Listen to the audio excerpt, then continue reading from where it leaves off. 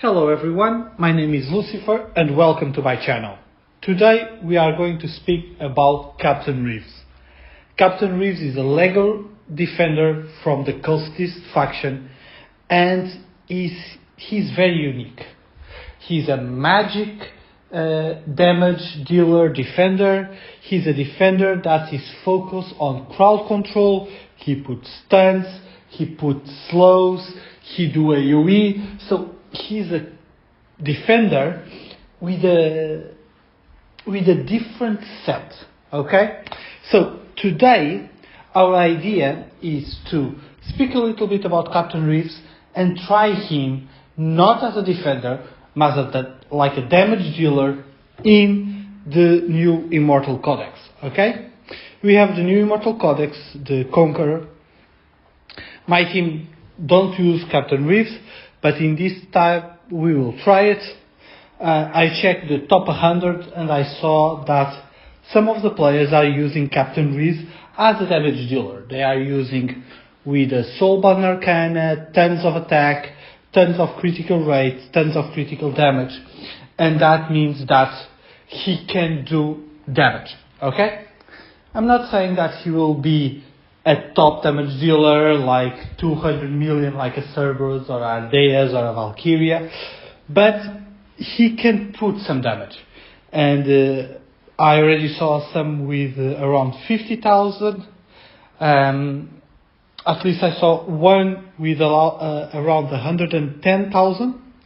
So we are speaking about very decent damage for a defender. Okay? Of course, he's not built as a defender, but his kit has so many things that can be useful, because his kit has the slows and the stuns and the extra damage. So what happened is that he is really a different type of champion. He can be almost considered a brawler. Okay. In my specific case, I have him built as a tank.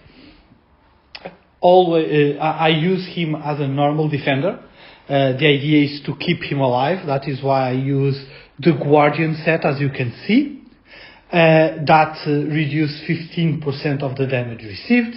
And I use Immortal Warrior that increase his HP and his defense. So that is how I use it. I use him with a Bastion Ring to increase his block, so he can block more enemies, and at the same time he will have he will reduce the damage received, both physical and magical. So the idea here is that when I use him as a normal defender, not as a damage dealer.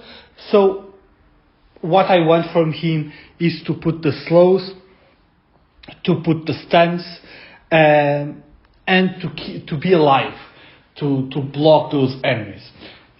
This is how I use it. Of course, a lot of people use him in different ways. Today we are going to test him, and we are going to test his exclusive artifact. Okay? So, about the skills. First skill, very simple.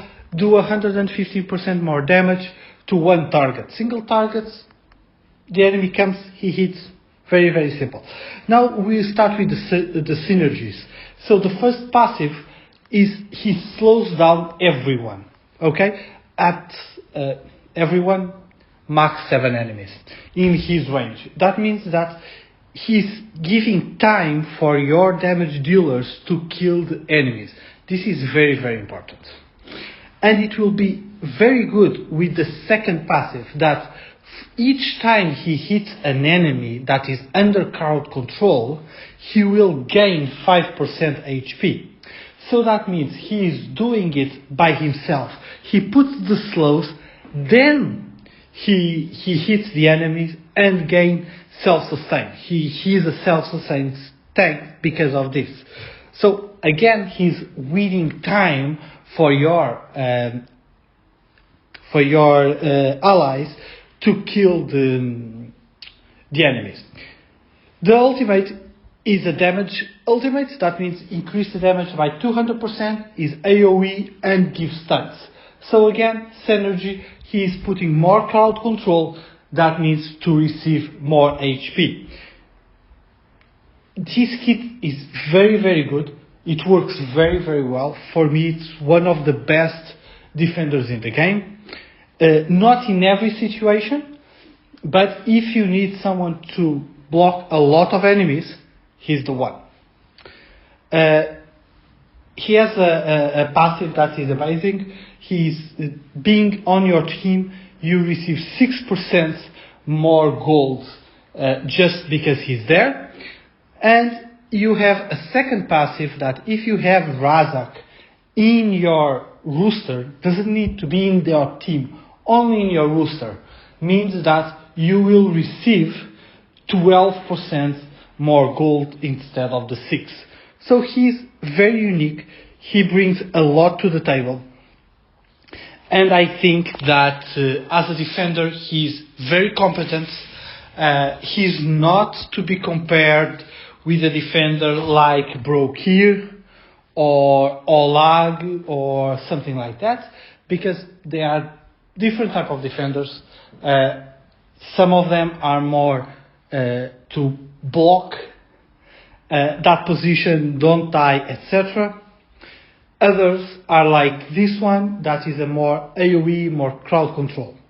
His Anchor of the Dam, that is the exclusive artifact, during his ultimate, it will increase the damage by 15%, and every time he kills someone, he will gain 1% attack. So that means that, again, the game is giving us here a tip that his exclusive artifact is not to make him more as a defender, not make him better as a defender, but to make him better as a damage dealer. That is very important for us to understand how they are expecting us to use it. So what we will do now is to change his gear to a more damage dealer gear. I put him my Saturn gear because it has a lot of speed. You can see the stats. They are not amazing for him, but for sure better than the one it was.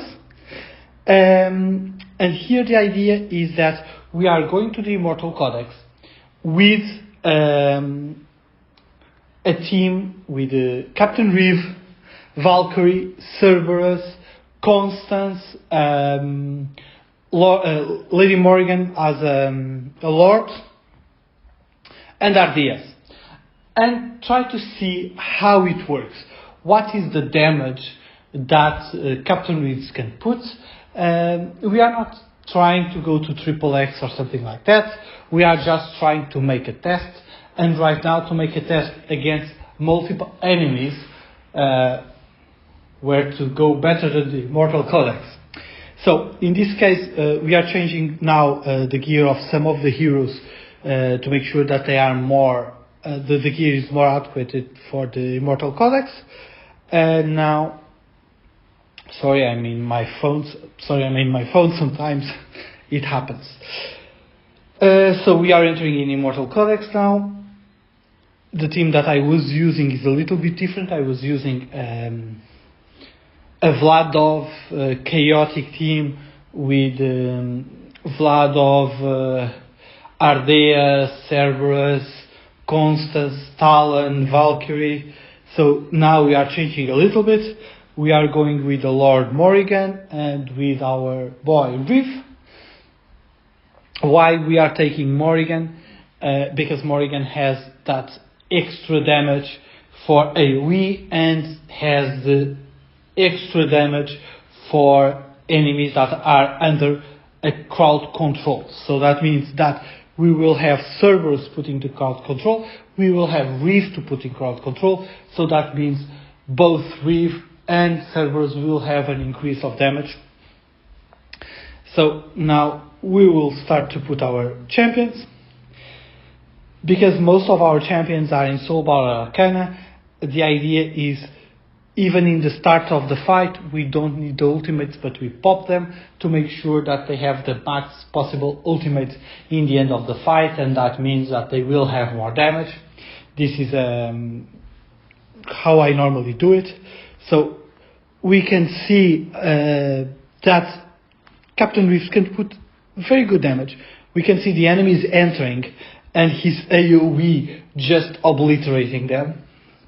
Of course, we cannot forget that the fight is getting harder as we go. So, of course, this is in the first phase. In the final phase, it will not be the same.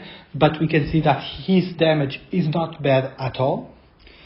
And we cannot forget, he only has dust skills up. So I didn't put any crystal on him. So his skills are not level up.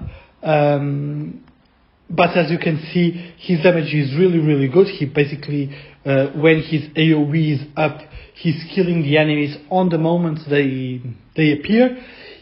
It has the advantage of him being a tank and being in the front of the line. He getting a lot of hits. That means that his rage regen is constantly popping up. That helps a lot. So again, we can see now with the AoE, basically that front line gets totally clean. His damage is pretty decent. This run doesn't go very well because